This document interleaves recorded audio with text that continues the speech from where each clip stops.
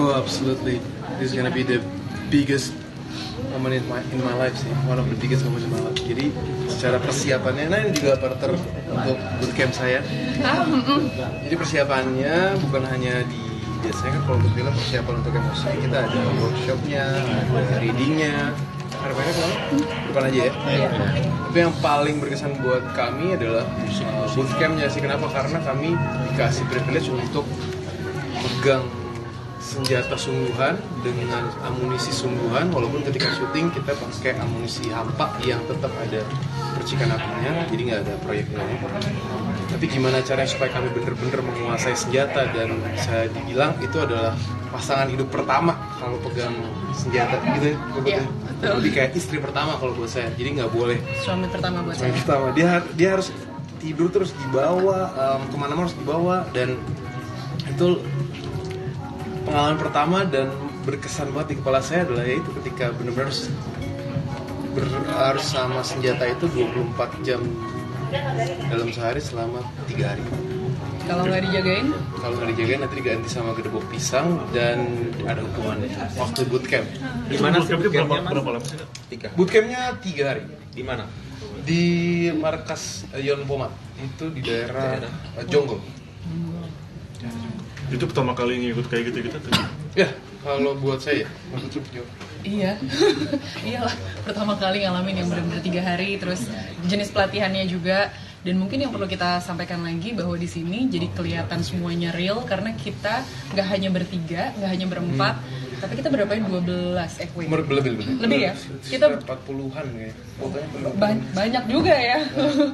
Jadi kita tuh bareng sama teman-teman stan. Dan menurutku penting banget bahwa aktor-aktor ini nggak bisa berdiri sendiri, dan jadi kelihatan semangat kesatuannya, semangat korsanya, dan itu hanya bisa di-build dari hidup bareng nih 3 hari gitu. Dan teman-teman luar biasa menurutku, semangatnya kita ikut ketularan juga, dan sama-sama ngejaga sih, itu yang paling penting. Kita dibentuk untuk punya memori tentang kesatuan. Ya karena selain kesatuan yang paling penting juga di sini kan safety ya. Kita bermain dengan sesuatu yang real, dengan sesuatu yang sungguhan dan di lokasi syuting gitu. Dan kita dibekelin ilmu yang bukan hanya kita bisa terapkan ketika syuting untuk kita sendiri, tapi juga untuk teman-teman di lokasi syuting supaya rasa aman dan nyamannya tuh bisa ke cover untuk semua production syuting. Karena bener-bener senjata asli dan secara bebannya aja beda. Secara tanggung jawabnya aja langsung beda. Mungkin sekarang kalau ngomong gini rasanya kayak apa sih bedanya senjata airsoft gitu dengan tanpa mendiskreditkan anak-anak airsoft ya, maksudnya untuk airsoft juga keren, tapi untuk syuting ini kan kita bener-bener dapat privilege untuk pegang senjata yang beneran tuh kayak berat, tanggung jawabnya beda, mentalnya beda deh.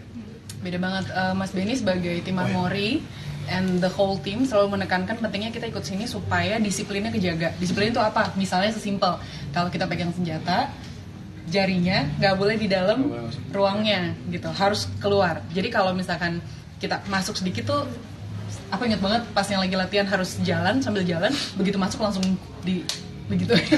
Aku berasa banget tangan gitu, ngomongnya sih pelan, tangan, tapi tangannya dipegang langsung. Tangan, kamu bisa bunuh orang kalau masuk. Oh iya benar. Jadi disiplinnya kita juga kita diingetin terus sama tim Armory bahwa apapun senjata yang kita bawa, mau senjata beneran atau lagi diganti sama dummy atau lagi dipegangin airsoft, tetap itu jadi tanggung jawab kita. Larasnya nggak boleh mengarah ke orang lain gitu atau ke tempat yang berbahaya. Dan itu kayaknya menetap ya, sampai foto poster aja takut pegang. Begitu pegang arahnya ke depan, semuanya minggir dulu boleh nggak? Dan ada beberapa rasa mungkin yang kita masih belum tahu, kita masih diskusi ya. Waktu awal kita syuting tuh, waktu awal kita bootcamp masih diskusi. Ini Karin itu seperti apa ya, karakter saya seperti apa ya. Ini diskusi ketika dikasih senjatanya, dikasih disiplin quote-unquote kaidah militernya gitu, ketika ada latihan penyergapan, naik tangga, masuk ke dalam ruangan dengan senjata. Itu disiplin itu yang ngerubah dan juga ngasih jawaban dari missing puzzle yang kita lagi cari ketika untuk pendalaman karakter itu sih. Kayak ini dia cara jalannya, cara mikirnya, cara diskusinya gitu. Yang menarik adalah sampai dengan big reading kita tuh masih bingung. Aku pribadi bingung waktu itu. Ini kok karakternya kayak belum kepegang gitu rasanya. Tapi ternyata begitu kita bootcamp tuh justru setelah big reading ya. Setelah bootcamp ini lengkap sih rasanya. Iya. Gitu, dan memang ini yang kita butuhkan. Ini sesuatu yang nggak bisa di build instan ya. Makanya nggak bisa artificial, emang bener-bener harus kita rasain bener. Ya. Pengalaman serunya apa sih selama 3 hari? Mungkin harus bangun lebih pagi kah atau seperti apa? Wah, Ada hal yang seperti itu nggak sih? Oh gila. Ini. You go first. Wow my god, ini parah banget. Jadi di hari pertama tadinya kan karena lebih banyak jumlah laki-lakinya daripada perempuannya yang ikutan gitu. Jadi kita bertanya-tanya boleh nggak sih sebenarnya perempuan yang nginep. Jadi hari pertama aku nggak nginep, malamnya nggak nginep. Jadi pelatihan tidurnya nggak ikut. Besoknya datang lagi katanya boleh kok, boleh nginep. Oke, baik, aku nginep gitu. Yakin mau nginep? Iya. Terus kan mulai ragu-ragu ya dia tanyain gitu. Ternyata tidur nggak tidur malamnya. Selain kita berjaga-jaga supaya senjata kita nggak jadi gedebok pisang ya, gitu. Karena ada beberapa orang gitu ya. Dan awalnya kita ragu-ragu nih, kayak kita harus bersedia karena bisa di tengah-tengah malam tuh kita lagi tidur di velvet di tengah-tengah itu dingin juga ya pagi-pagi. Terus itu kita tiba-tiba dipanggil. Ada kode-kode lah ya yang membuat kita alert gitu. Jadi harus selalu ada yang jaga setiap malam. Malam pertama aku di situ gitu, dulu udah malam kedua ya. Terus berikutnya yang bikin nggak bisa tidur bukan kakak-kakak seniornya, teman-teman sendiri. Hati-hati ya, nggak tidur juga sama aja gitu. Karena kita dipush untuk terus alert, and then kita lagi makan, lagi tidur, kita tidurnya kayak di bangsal dibikin di lapangan bola. Terus kita lagi makan, ditembakin, kasih ledakan-ledakan. Jadi itu yang ngebuat secara mentalitas itu dia tadi bukan hanya megang senjata, tapi secara mentalitas sama disiplin ini kita udah kebangun dari 3 hari yang bersejarah dalam hidup kami. Kita. Ya, bahkan kita yang ngobrol ditanya sama Mas Angga, bla bla bla bla bla gitu kan lagi ngobrol di PIM, bla bla bla. Siap. Apaan sih lu, Bro? Oh, iya. Masih bawa berarti Masih. ya. Ada pengalaman cedera nggak sih mungkin dari seluruh proses penggarapan bootcamp atau Bootcampnya enggak. Tapi di sisa tadi itu Sama pakai sih. Kamu sih gila sih. Tapi itu di luar. Tapi itu di luar, jadi ini aja nih gila sih kalau Bandel, Mas ya? Bimo bandel sendiri. Jadi memang cedera di luar dari pelatihan. Cuman kayak tapi bootcamp gue pengen ikut gitu, dia tetap ikut tapi kakinya satu lagi Iya, itu treatment di gitu. gips tuh emang cedera beneran atau gimana? Tapi itu nggak ada urusan sama syutingnya. Nggak ada Syutingnya sama semua sekali. safety banget, Iya. jadi aman sih. Gue emang karena sendiri aja itu. Ini soalnya lu lain sendiri sih. Iya, sepatunya biar disorot aja. Enggak. Biar keren aja. Pengalaman megang senjata itu takutnya kayak gimana sih? Senjata asli gitu kan? Takutnya kayak gimana? Kayaknya kalau aku yang paling berkesan justru suaranya. Karena Udah, iya kan? langsung terwakilkan. Iya, suara sih sebenarnya. Kita ternyata kalaupun kita pegang bukan cuma soal tembakan, tapi suaranya itu kita harus menyesuaikan. Dan yang paling menarik adalah untuk kita biasa terlihat dan believable, biasa pegang senjata, harus dibiasain denger gitu. Sampai budek. Iya, sampai tadinya pertamanya nging gitu, lama-lama udah enggak lagi. Dan juga ini ya, apa Recoil, namanya? recoil. Itu, kayak kedip. Ya, flinch. Ya, kita biasanya kan kayak dare terus kayak gitu. Nah, nggak believable ya kalau gitu. Jadi kita mesti membiasakan. Masa lu agen khusus gitu, tapi ketika megang, flinch kan nggak keren. Jadi terus dilatih, dar terus begitu. Ada request dari Mas Angga nggak sih untuk ubah penampilan? Terakhir tahu ada request dari Mas Angga mungkin harus naikin berat badan, turun atau tata rambut, semuanya ada kayak gitu nggak sih? Jangan sedih. Jadi memang ini aku khusus untuk film ini, waktu itu aku ada trainingnya, memang harus bikin badannya lebih fit, jadi toning gitu. Ini yang selalu ngingetin saya tiap hari gitu. Jadi kalau kelihatan pegang chips gitu dibiarin, habis itu berikutnya langsung buka Tupperware terus kayak bilang lebih bagus makan buah loh Put. Jadi ini adalah pembimbing saya selama perjalanan, teman aku. Dan Tapi Visinema juga suportif sih banget. untuk minta badan kita berubah. Mereka juga suplai makanan yang sesuai sama kebutuhan dan nutrisinya juga ditunjang. Aku dapat PT juga. Jadi ya kita komitmen lah buat ini semuanya. Oke.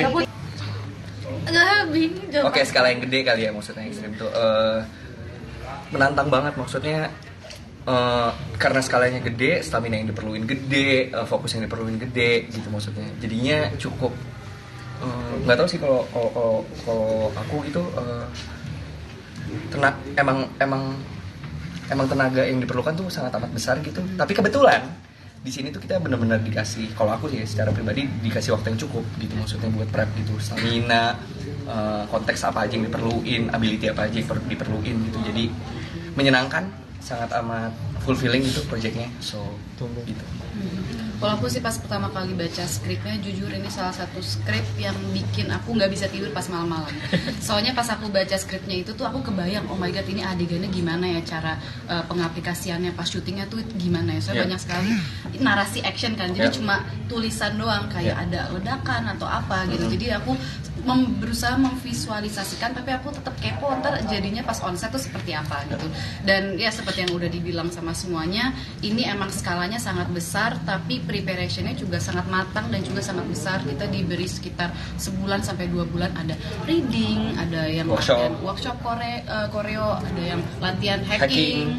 Aku juga latihan drifting, jadi kayak secara preparation sangat matang dan ya emang bisa deserve dibilang untuk film action terbesar tahun ini. Yes. Pak Ciko, selain mengandalkan workshop dari Visinema sendiri, mungkin ada nggak sih film atau referensi lain yang sama dengan karakter yang Kak Ciko perankan? Referensi sih sebenarnya nggak ada, tapi kalau misalnya referensi film buat tone film yang terjadi apa, Mas Angga tuh ngasih. Cuman aku lupa filmnya apa. Tapi kebetulan aku bukan tipe, aku secara pribadi sebagai pemain gitu, aku nggak pernah pakai referensi. Jadi semua prosesnya tuh dicari sendiri gitu. Dan kebetulan kan di sini Mas Angga Edson dan kebetulan ada Mas Rosa sebagai acting coach. Jadi benar-benar apa ya? Benar-benar kita create-nya benar-benar dari kepala kita sendiri gitu, dengan konteks yang masuk akal gitu. Lebih ke situ. Kalau Rutesnya kan tadi sempat menyinggung sebelumnya karakternya memberikan masukan karakter buat Agnes itu kan, jadi Mbak Kantoran. Emang sebelumnya karakternya apa tuh? Jujur lupa. Pokoknya pas aku dikasih lihat sinopsis dan premisa itu, mungkin karakter Agnes itu belum diciptakan sebegitu detailnya. Jadi aku masih bisa diberikan ruang untuk ngasih masukan gitu. Dan kebetulan masukannya yaitu aku ingin menjadi warga sipil biasa. Jadi ada kelihatan kontrasnya. Soalnya seperti yang kita lihat, ada Ita yang diperankan sama Mbak Putri Ayudhya, sama Ganindra Bimo dan lain-lain. Mereka tuh keren banget dan semuanya punya keahlian masing-masing gitu. Aku ingin memberikan kontras di film ini, dimana ya aku emang warga biasa, aku nggak ngerti apa-apa gitu. Sorry gue ketawa. Gitu. Merasa terintimidasi nggak sih main di film action yang terbesar di Indonesia gitu? Gimana Teh? Jujur lumayan sih. Aku sebenarnya mungkin bukan intimidasi kali ya, tapi lebih ke kita sebagai pemain kan ada tanggung jawabnya sendiri-sendiri. Jadi aku bukan malahan tenaganya harus lebih gitu, maksudnya fokusnya harus lebih gitu. Aku nggak bisa ngasih 100, ngasihnya 200, 300, 1000 bahkan gitu maksudnya. Lebih ke situ sih maksudnya. Kalau terintimidasi enggak, tapi aku tahu pada saat ngambil project ini tanggung jawabnya akan besar. So ya harus dilakukan dengan sepenuh hati. Ngomongin sama Angga aja kali ya, nggak usah ngomongin produksi sebelumnya. Kalau sama Angga iya pastinya ini film dengan skala yang terbesar yang pernah saya alami bareng sama Angga, syuting bareng. Ketika ditawarin jadi teroris, Mas Rio ada pikir kayak wah ini tantangan baru, atau mungkin nggak ada pikir ulang langsung oke gue mau gitu, atau ya kalau saya sendiri, saya sama sekali tidak mendukung apapun itu bentuk terorisme sebagai Rio Dewanto ya. Tapi ketika saya diberikan tantangan untuk memainkan peran sebagai teroris, buat saya ini satu pencapaian yang belum pernah saya coba di dunia seni peran, dan nggak pernah kepikiran sebelumnya kalau ada tawaran seperti ini gitu. Dan apalagi yang nawarin Angga, saya udah bekerja sama dengan beliau dari beberapa project dan nggak ada projectnya dia mengecewakan, dan Angga selalu menunjukkan bersama dengan Visinema Pictures-nya menunjukkan bahwa selalu berkomitmen untuk ngasih sesuatu hal atau film yang selalu beda untuk penonton di bioskop gitu. Jadi ya nggak ada alasan gue untuk bilang enggak juga gitu. Meskipun nggak dibayar juga apa-apa. Tapi tantangan besar jadi teroris maksudnya apa sih? Yang pertama, jenggot sama kumisnya tuh lumayan panjang, bau perengus banget tuh. Tahu perengus kan, bau kambing gitu. Terus apa ya? Karena bukan hanya sekedar senjata dan berantem aja, tapi secara dialog pun juga gak mudah gitu untuk mendelivernya dan memanipulasi penonton nanti ketika nonton. Jadi ya semoga aja sih. Tapi untuk riset sendiri seperti apa Mas? Di Prano ini kan banyak juga nih di luar film teroris. Apakah melihat film apa seperti apa sih? Dia kan bilang workshopnya nggak ada. Iya kan, Teroris nggak ada. Iya. Juga Itu dari risetnya karena memang karakter Arok ini salah satunya terinspirasi dari Subkomandante Marcos. Dia itu ketua Zapatista di Meksiko, gerakan kiri yang menentang pemerintahnya karena korup dan segala macam. Itu salah satu yang saya pelajarin. Kemudian ya ada beberapa artikel-artikel yang coba saya baca juga mengenai terorisme dan juga tentang mata uang digital, tentang action dan segala macam. Mas Ridho, syuting jadi teroris dengan action, dengan bom dan ledakan segala macam, sempat ada cedera nggak atau apa gitu? Selama syuting? Sempat. Waktu itu lagi di set ketika adegan saya sama salah satu pemain, takutnya nanti spoiler. Saya waktu itu nggak sempat makan malam yang benar-benar benar-benar asupannya cukup, terus capek banget kan. Ada yang bilang udah minum ini aja, cola. Terus saya pikir wah enak juga nih kayaknya nih gula gitu kan. Pas habis minum itu tiba-tiba kepala pusing banget, sehingga akhirnya yang part saya harus digantikan sama adegan yang lain. Saya dibawa ke rumah sakit untuk diinfus, tapi untungnya besoknya bisa nge-bikin lagi. Karyo ada yang membedakan gak sih, kan Karyo sering main di film laga nih, terus pemeran kayak gini saat ini ada yang membedakan gak? Yang membedakan di sini bukan hanya sekedar mau nunjukin bahwa laganya aja atau ledakan atau berantem atau tembakan, tapi ada pesan besar, ada apa ya,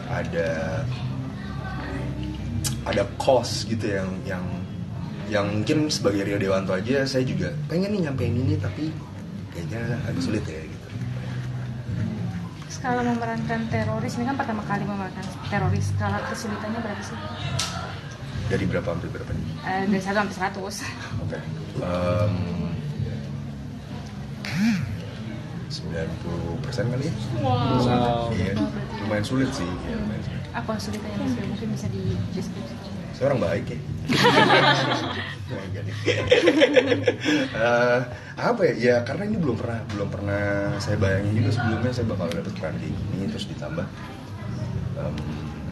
prosesnya cukup panjang, apa ya, tanggung jawabnya gede. Ya tapi memang harus ditantang terus kan ya, kalau nggak ya kita akan stuck dengan peran yang itu lagi. Mas ini jadi peran action terbesar lo juga nggak sih menurut lo? Buat gue sendiri pribadi iya ya bang. Dan nggak sabar banget sih nanya. Melanjutkan pertanyaan yang tadi, skalanya kan 90 ya Mas, sulit banget. Untuk keluar dari karakter itu juga sulit atau? Lumayan. Wah. Lumayan karena saya butuh waktu sekitar sebulan kali. Dan selama produksi film saya nggak ngeliat sosial media, nggak nyentuh WhatsApp sama sekali. Jadi kayak emang mencoba untuk berjarak aja sama sosial gitu. Dan biasanya posting ada tim saya gitu, kalau misalnya ada kerjaan gitu. Oke, makasih.